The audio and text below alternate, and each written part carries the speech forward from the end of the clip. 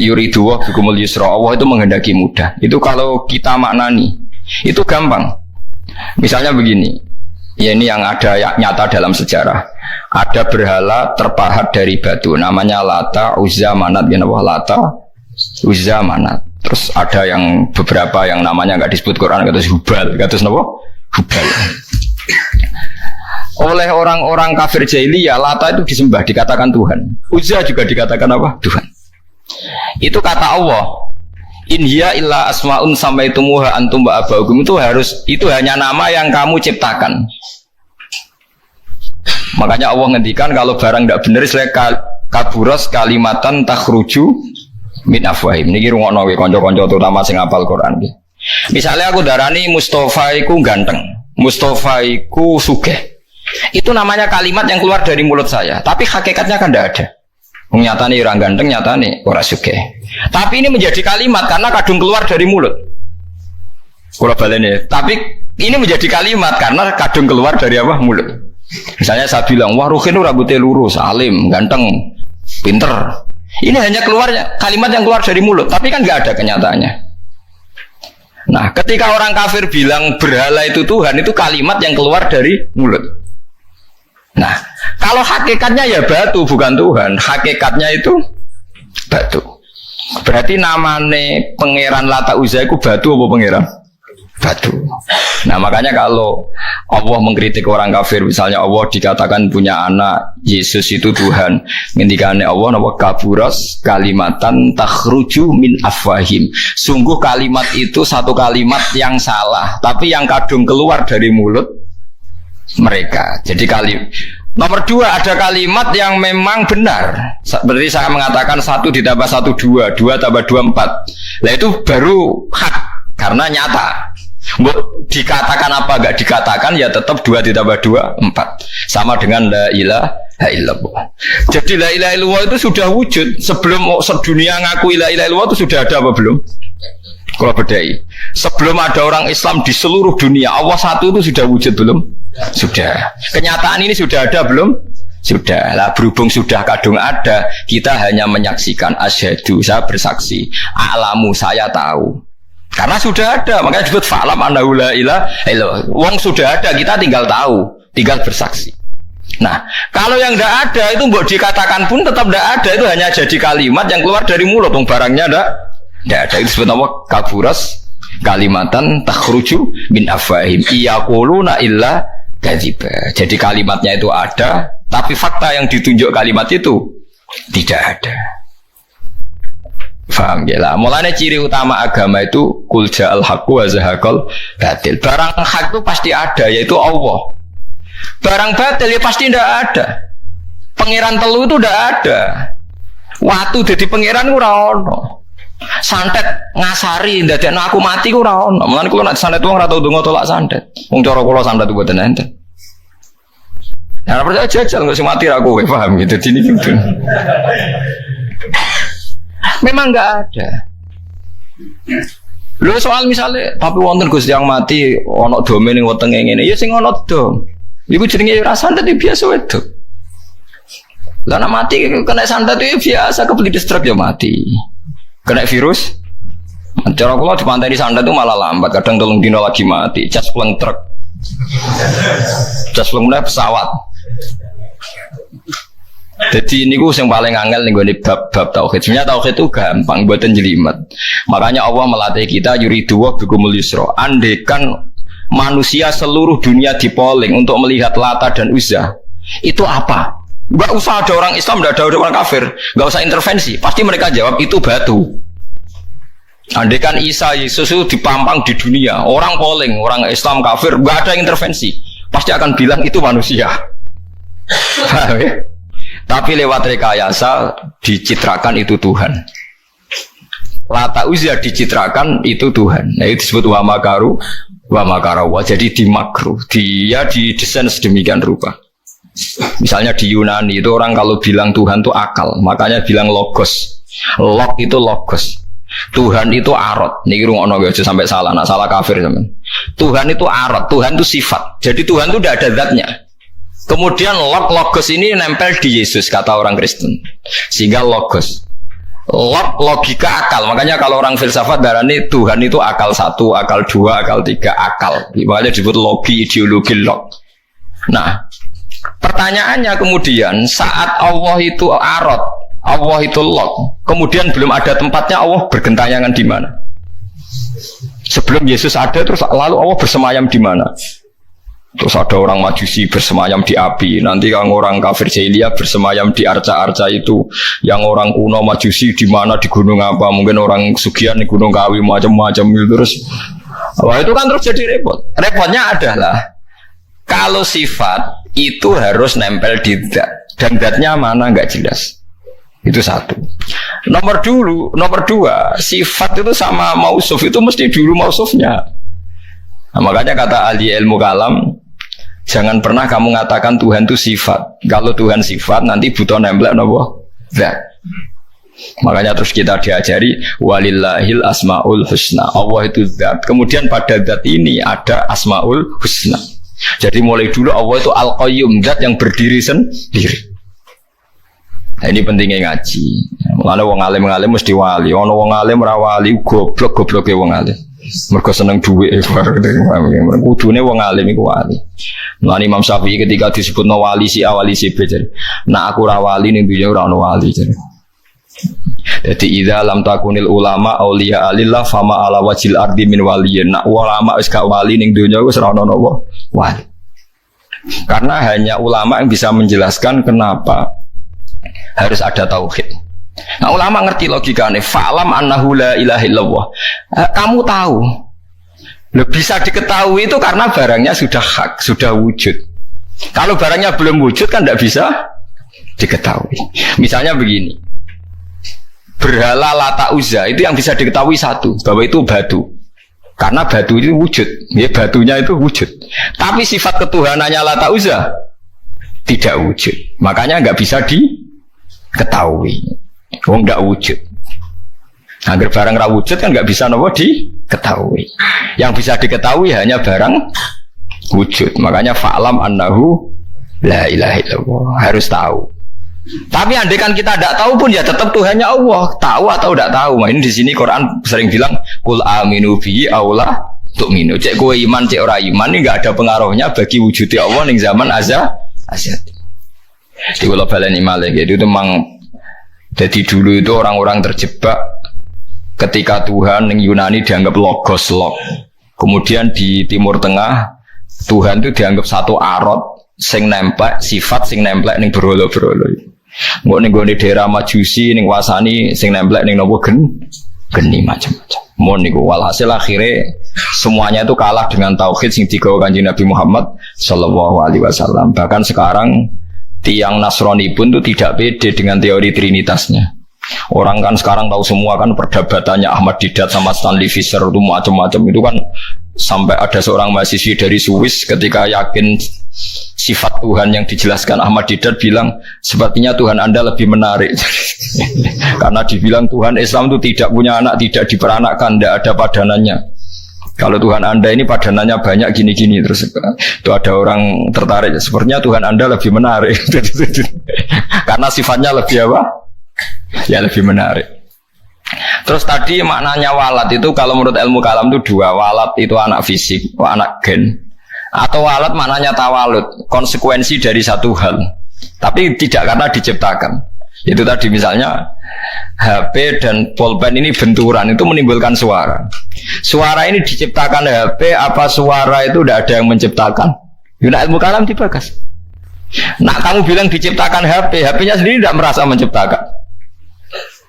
Batu sama batu benturan terus ada suara. Kamu bilang diciptakan siapa? Diciptakan batu. Batunya takoi. Kamu yang menciptakan suara itu? Enggak, saya tidak punya akal loh. Paham ya? Nah lalu yang menciptakan suara itu siapa?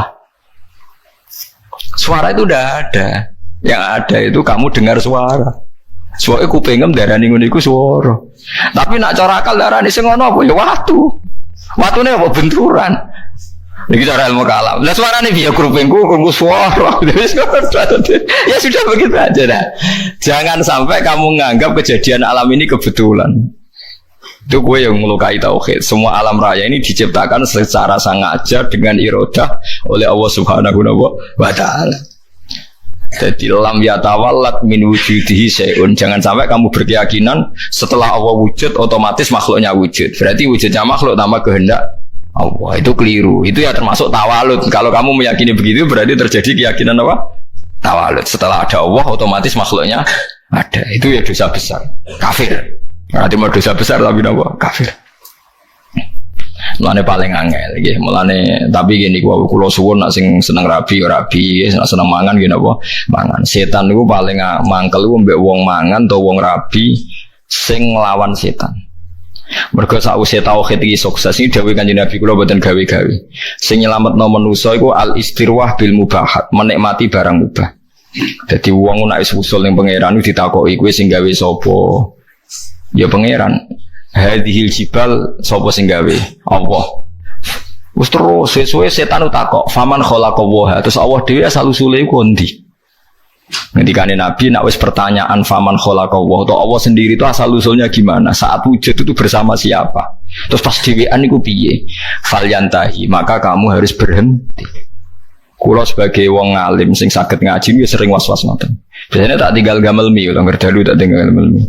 Baru yang ngemie terus gawe kopi Nescafe kan. Tak tinggal ndelok TV ya, TV film-film sing lucu-lucu. Setane mesti ngenteni badhe godho tak tinggal itu. Mulane ndelok TV wong alim iku luwih ibadah timbang salate rogen, paham. Kula niku nganti kadang delok iki lebih cilik-cilik mulai masa sampai nopo. Wah sing lucu-lucu. Lah bojo kula nganti ini tadi greges delok TV mesti lucu-lucu. Mulai koboi kampung sampai wong sing lucu-lucu. Iki perkara nek setan wis was-was niku terus tok ndi-ndi. Nak kabeh sing gawe Allah iku piye? Sok ben iku piye? Nek ning swarga selawase iku opo wae? Masa men kelon nek sing suwe. Sale ning neraka selawase yo. Opo wae? Tinggal delok TV. Dadi setane kan ape nggodho ngenteni gawe was-was. Delok TV ngopi, bareng mangan ben lesuk ben wara kena suara kepen ngantuk. Akhire setane kan waduh digodho kok ngantuk. Areku tak tinggal turu, malah kaku ati setane ape digodho kok wong apa? Turu. Tangi turu wis ngopi meneh. Jebule kopi ku enak. Lane wong alim muni kopi ku enak iku ibadah. Mergo nglawan was-wase napa? Was-wase setan. Jadi nganti ana wong duwe keyakinan wahdatil wujud itu perkarane ngoten niku. Meyakini Allah berlebihan, Allah dianggap lok. Berhubung Allah lok manggon ning setiap wong. Sehingga wong di kekuatan abadi. Buktine wong ning swarga abadi, ning neraka abadi. Nek ono di kekuatan Tuhan wong iso abadi. Suwe-suwe bayangno sifate Allah roh sing nemplek ning manungsa. Suwe-suwe dadi manunggaling kawula napa Gusti. Lah iku mergo diterus-terusno ajane ra usah ngono. Tinggal ngopi terus ngeloni bojomu nak pas gelem ya wis. Wong gelem ya tepak-tepakan, tapi iku ibadah nglalekno. Nah kula seringe tak tinggal delok TV. Sing sering kula tapi aja tiru nek makame kados kula ora apa-apa tak tinggal delok. Kula delok TV sering guyu ora perkara guyu film. Perkara kapok kaya ngenteni ape godho. Ya karo ilmune ulama. Dan itu musalsal, sanad saya itu musalsal. Makanya Kanjeng Nabi sering guyon. Dan itu wasiatnya Nabi, nak pertanyaane setan wis ngono falyantahi, mongko lereni. Ya lereni dengan berbagai cara. Bahwa Dewa Muzali, bahwa bil mubahat. Lah, gara-gara teori ini wong-wong zuhud sing wusul akhire ngalalno alat musik sing dilawan wong fikih. Ayo Habib-habib sing terkenal sing alim-alim sing main gitar kayak kathah. Nggih mboten. Sing nentang Habib-habib sing anti yo kathah. Wong alim sing main gitar nggih kathah, sing nentang nggih kathah. Ya mergo nak pas usul wong iku kadang terus nyanyi-nyanyi nasyid. Mulane Imriti ora kitab kuno, Imriti nak nyontokno wong usul fa usribat makna dhamiris syahani. Fa uribat bilhani bil alhan. Alhanu nyanyian, khan iku nagomatil autar. Dadi nyanyian sing nganggo napa? Gitar. Tapi wis sarop, sarop wis senenge mbek pangeran wis menyatu, akhirnya isek akhirnya nyanyi. Nyanyi gak sadar nganggo alat musik. Terus sesuai dadi gerakan Jalaluddin apa? Arumi. Sesuai ning Indonesia dadi marawis nih. Lho boten iki ana silsilah. Tapi kowe ngukumi halal ya ora iso, harus diamuk wong fikih. Ngarani alat malahi, alha an dzikrillah, nglalekno pangeran. Lah lucune sing ngaramno iku ilinge pangeran tenanan yo nak ngrungokno musik.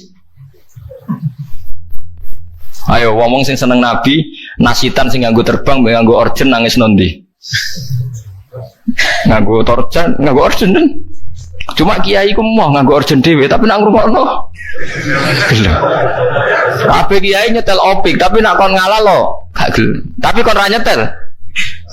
Yo ra gelem. Kula nate bantah kiai, lha jenengan ngaramno kok ngrungokno. Beda ngrungokno. Jadi hukum tapi gak tanggung napa? Jawa. Nah cara kula ngeten iki mboten naif. Kalau orang LSM kan nyoal. Wong mau make kok ndak mau ngalalkan. Cara kula setuju ngoten. Mergo aku bayangno nek Mustofa gitar suaranya yo ora enak ngoten lho. Artinya kalau dia itu ngongkokno gitar terus main gitar kan juga ndak mesti enak. Ya tapi asal lu berangkat kok isek ning pangeran tuh bagus. Mergo setan butuh dilawan bil mubahat. Eling-eling setan tuh harus dilawan bil mubahat. Niku dawuh semua ulama sing usul ilallah. Sebenarnya akhirat tuntut tahu fatwaku salah. Semua asal karena ketemu Tuhan deh usul. Tidak bisa ada kamu lawan dengan mubahat.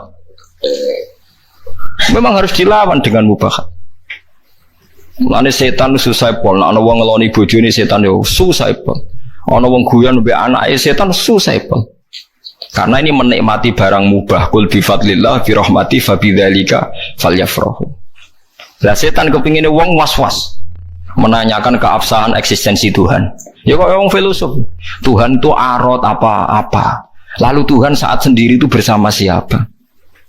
Terus alam yang sekarang yang wujud itu skenario Tuhan apa skenario setan? Skenario Tuhan. Kalau skenario Tuhan kok tidak baik semua ada jeleknya. Jangan-jangan setan yang menang karena banyak jeleknya. Enggak, setan nanti juga kalah. Kok udah dikalahkan sekarang saja toh biar cepat dunia baik. Nyoal terus. Gue nak daripada seruat ngono, tinggal ngopi, delok TV, tinggal setannya kan ngenteni kan apa gue. Delok TV ngantuk kesel turu. Setannya ngenteni kan. Ya ngantuk juga kan nanti suatu. Udah nih itu kan. Nah, mulane kabeh ulama niku sepakat untuk ngelawan setan niku wong kon istirwah bil mubahat. Harus menikmati barang-barang sing dihalalno Allah Subhanahu wa taala. Mulane akeh wong dadi wali mergo turu ki kathah, mergo marung ki kathah. Marung-marung jajan ya. Kula kan ada cerita teng mriki. Jadi Abu Yazid itu saking pedenya ahli jannah itu dia tanya sama Allah, ya Allah, teman saya di surga itu siapa? Kata makanya dijawab si A. Ini cerita sama ndak harus percaya ndak Quran hadis, tapi saya percaya.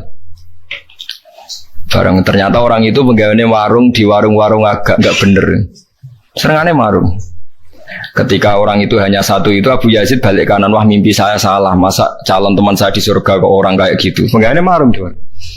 Bareng tiang-tiang mabuk. Tapi dia minum air putih. Terus ketika Abu Yazid berbalik itu orang itu bilang, ya Abu Yazid, iya saya teman kamu di surga. Padahal gak dibilangin. Akhirnya Abu Yazid sadar, wah ini wong kelas tenan. Sayangnya beliau bilang gini, ya Abu Yazid, separuh orang yang biasa minum minuman memabukkan itu sudah saya tobatkan, separuh lagi tugas kamu. Ini yang masih minum ya. Abu Yazid kan wali resmi biasa ngaji kan, gak wali lapangan kan pusing.